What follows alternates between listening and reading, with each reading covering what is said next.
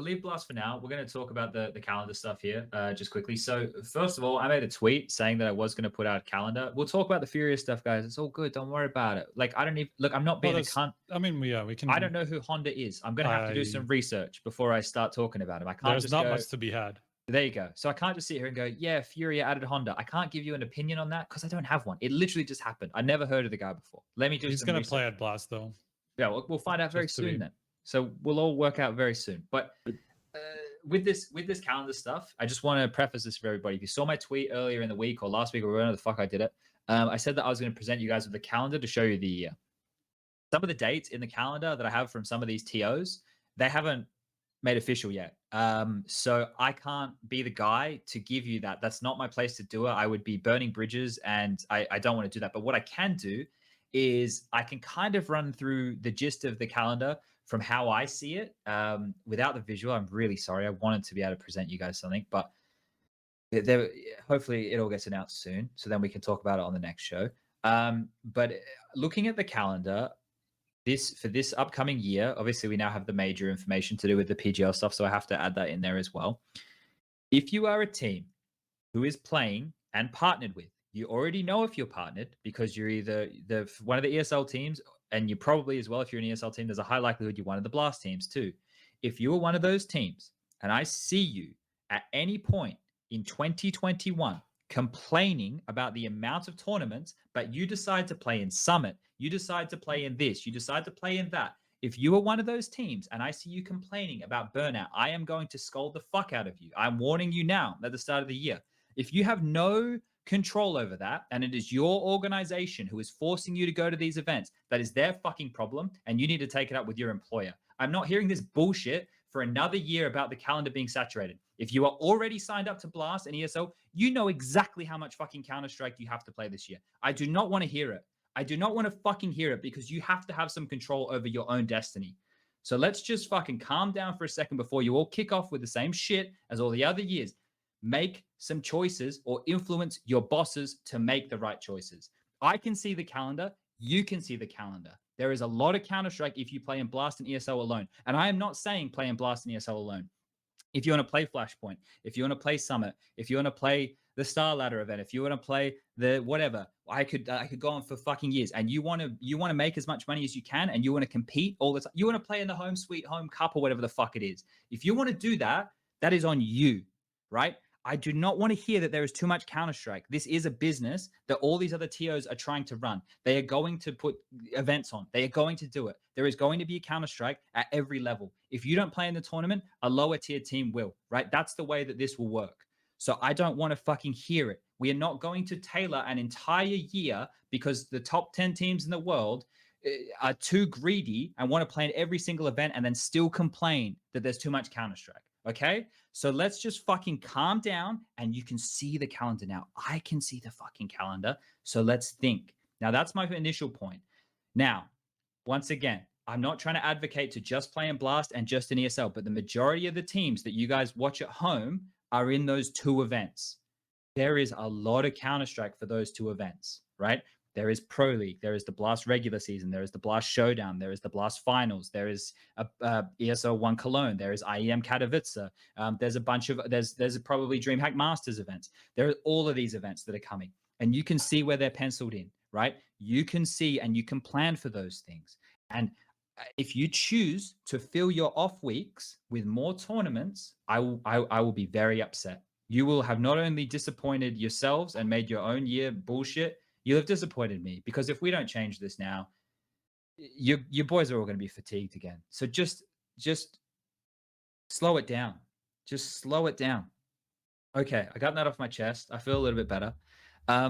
Looking at the calendar, let me just bring it up. I can't show you guys, but yeah, don't you think SPUNJ that so then we won't have like some specific good matchups because of that? Is that going to happen? That is going to be a problem, right? But we're still going to have like our World Cup, if the major happens, right? That's still where the best teams could potentially meet. But I know what you're saying. But it's like, if the same top tier teams just keep attending all the events, and once again, I'm not saying don't attend Flashpoint, don't attend this, don't attend that. Definitely attend it if you want to, but just don't complain about it. You know what I mean? I also think like some of these, like if you win Flashpoint, there have also been changes to like the Blast, how they invite people to the global finals, right? Yeah, So yeah, I yeah. think if you win Flashpoint, you get invited directly or something. Is that Yeah, I'm pretty sure both pro leagues, both Flashpoints, and then fuck, I forgot Essentially something they else. simplified because Blast before had their like ranking. But it was and more like teams for the global finals. based. I forgot what the exact rules are, but I know that both pro league winners are going to get invited, both Flashpoint winners are going to get invited, and then some combination of other tournaments. Global finals have whatever. 8 teams, like it's starting like in 5 days. No, but the next No, global for the finals next one. is it more? I don't know how It's that's going to TBA work. on our site. I'm not sure if anything's been said on that. I imagine it must have, but I just don't remember exactly. Would have to if they're giving out to the winners of all the tournaments. So well, then there would be finals. Each finals would have one, right? Must have been, because that's how it worked now. And Yeah. I would imagine they would also use their own, so that's 6 already. And then the rest, the other 2 would just be through the ranking type thing, maybe. I guess that was it. Actually, I feel like that rings a bell. Yeah. So like with that in mind, that could help teams a lot if they choose to skip these certain events. But like for example, there were certain teams who were already qualified for this global final, but then I believe they still had to play in the fall series. So like even though they were qualified, they couldn't kind of shrug their obligations. They still had to play in the group stages and stuff. I guess that's what happens if you're a partnered team. So let me run you guys through this. I'm not going to say the events because I can't for some of them, but like the way it looks for me is we have the global finals. I just said I wasn't going found to say it, by the way. Yeah.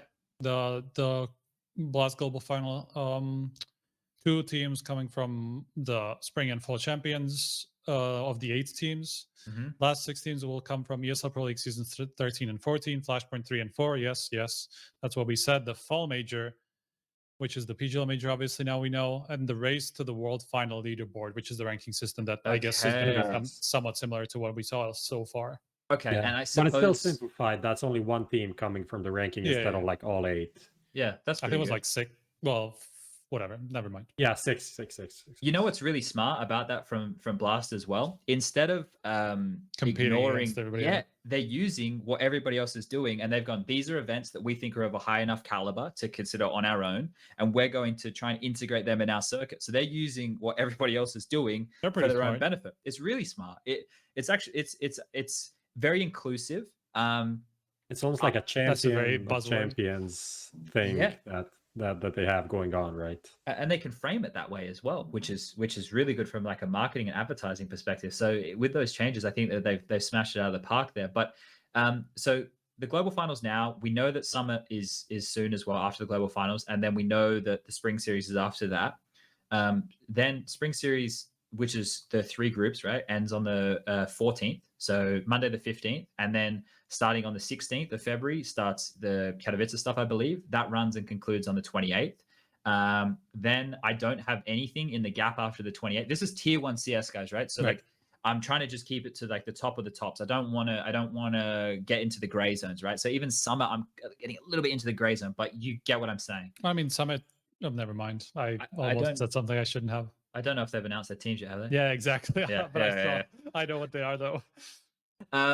Then we've got Pro League Season 13, which runs... The thing is, I think that the dates have changed, so I can't say that one either. Pro League happens, then Showdown stuff, then there's more Masters level events, then there's more Blast. Like, at this point, I think I'm counting like... Then there's Cologne somewhere there, right? Yeah. Then...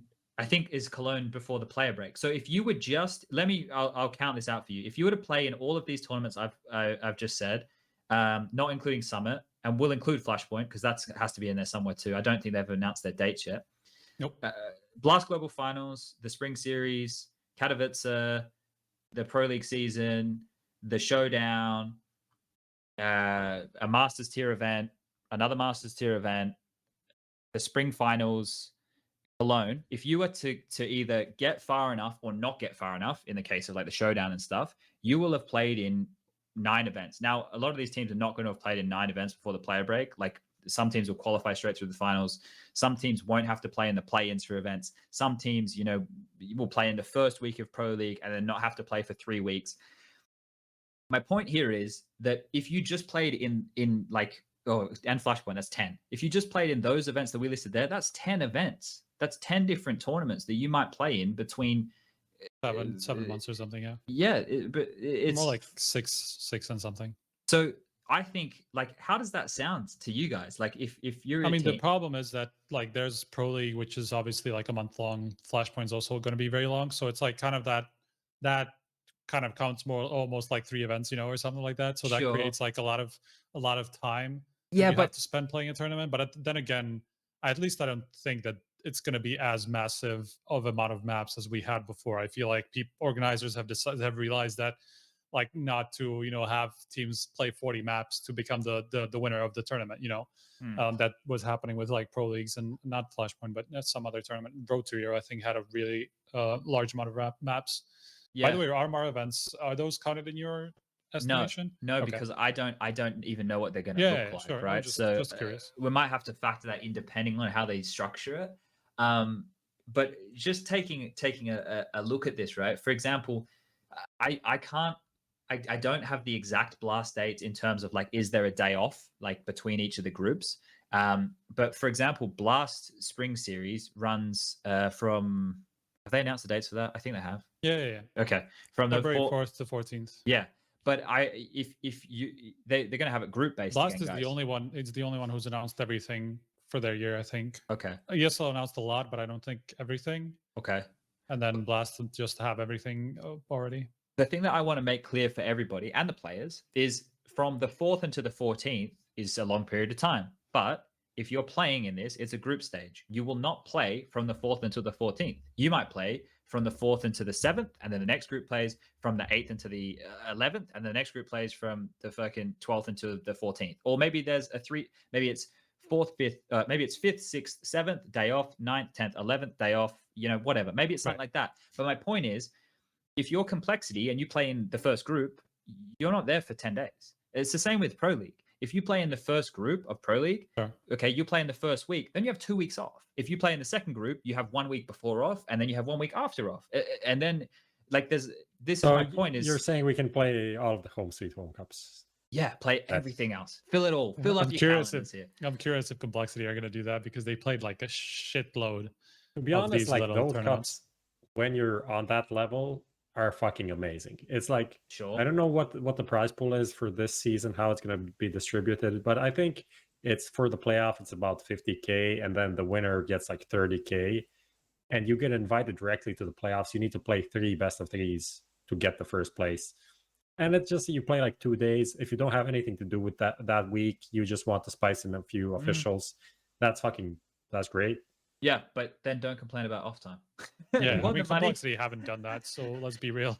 They've been one of the few teams that I feel like I haven't heard anybody, complain. For the record, that wasn't directed at Complexity. That's just directed at the teams in general. But yeah, my point here with a lot of these events, like if you qualify in your group in Blast Spring Series and you come first, you're already through to the finals, which isn't until the 15th of June, right? You don't have to play in the showdown, which starts on the 13th of April, right? So also, with these ESL events, the way that they're structured, if you play in the group stage and you don't progress, so if you look at an ESL tournament, let's use Katowice as an example, it's meant to start on the 16th and it finishes on the 28th. But that sounds like a super long event, but it's not. It's broken down into different parts. The first 2 days are play-ins. If you can't progress from the play-ins, you don't play anymore. If you progress from the play-ins, you play the next 4 days, which are the group stages. If you don't progress from the group stages, you're out of the tournament. If you do progress from the group stages, you have a 4-day break, right? A 4-day break where you can practice, whatever, and then you have the finals. So my point here is, it's literally not just like it was with the online era we just had with game after game after game after game. All of these TOs have left space. Flashpoint was the same when you watched it. They had their group, then there was another group, then there was another group, right? It wasn't you have to be on every single day.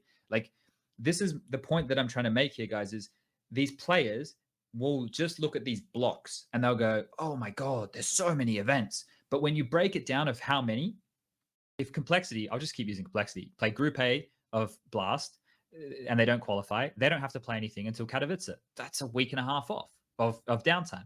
If they don't make it to the finals of Katowice, they have 2.5 weeks until Pro League. If they don't make it past their group stage in Pro League, they have 3 weeks off until the spring showdown. My point here is the way it looks and the way it is are two completely different things. So once I can build this calendar and show you guys, once we have all the information, we'll go over it again, because we need to make sure that the information is being clearly pushed out there, because all of these TOs have learnt their lesson. And I'm sure that there were lots of people who were very vocal about things. I know I was. And we don't want to oversaturate you guys at home and overload the players. It's just fucking ridiculous. So my point with the whole calendar thing, which I haven't been able to deliver on, I'm very, very sorry, is that the year, if you are smart about things, and I've said this every fucking year now, it can be worked out. It can be worked out. It's just if people are going to use their heads about it or not. And I feel I've gone on a few tangents here. Do you boys have anything you want to say about like the calendar that you've seen and your thoughts on things like that? Not really. Just curious about how the RMR events are going to spice things up, because that was an issue last year a little bit, because they were kind of like thrown in the middle of everything. And obviously, like Road to Rio was very long before, it got a little bit shortened for the Summit and DreamHack Open Fall and IM New York, obviously. So I'm just curious to see how that will pan out. I imagine it's not going to be as taxing as like Road to Rio was, because that lasted for like a month. And obviously that wasn't ideal when it was like in the middle of a whole bunch of other events, and people didn't even know ahead of time that that was going to be a thing until like a few months earlier. So hopefully it's a little bit more well thought out this time. And I would imagine it is, just because of how much of an issue it was last year. Sure. I just want to reply to a couple of comments in the chat just to give a bit of context here. I had not context, a bit of clarity. One person asked, are you including travel and hotels, or are we talking about this play from home? So for the foreseeable future, as far as I'm aware, nobody, is. It's very difficult right now. I don't know where all of these events are at in terms of if they're going to be online or offline. I'm operating under my own assumptions that all of these will be the same as they were last year, because if you're in Europe, you'd be aware of the COVID situation, and a lot of places are actually in harsher lockdowns than they were, or as harsh lockdowns as they were earlier. So I'm not including travel and hotel days and all that kind of stuff, because I personally don't see it happening soon. So that's not included. And also somebody was saying, but they still have to watch demos and prepare. Yeah, they do. But I'm talking about weeks worth of time or in between events, right? I'm talking about much larger stretches. And once I can visualize it for you guys, you'll be able to see what I'm talking about. And I can even use like reference points, and we can have like dummy teams in these events just to show you guys like the worst and best case scenarios. But it to me, if teams are selective, looks, and like I said, I've said this year after year, it looks like if teams are selective and smart, that it doesn't have to be just getting rammed and playing every single day of your life. It doesn't have to be that. And that was a big problem of last year. And I think it's something that we need to make sure people are aware of, because the onus eventually stops with somebody, and the people at the top of the pyramid, in my mind, the people that pay these players and make the deals with the TOs, because they're the ones who you need to, as players, get through to on how many events that you want to and don't want to play. And that's where the buck inevitably stops, and that's why unions and associations can be powerful to help you with your orgs if you use the power correctly. At this point, I'm just fucking ranting. Yeah, I mean, from my point of view, at least, from what I've seen and heard, I mean, even from what's official, honestly, in the first, let's say, 2-3 months, it's pretty clear that it's not going to be the case of, you finish an event, you win an event, and you have to play the next day immediately. It's usually not going to be that way, at least I would imagine. I'm sure, hoping. maybe I can imagine like some RMR events, being thrown in there a little sometimes, but at least from what we see so far, and I think most of it has already been announced, then we shouldn't be in that situation anymore. At least not often as much as we were literally at the start of, like, for the entire first half of the year. I feel like, where since we went online, we literally had match days every single day, and that's not going to be the case this time. And I hope we don't get Vitality versus NIP 364 times in a year.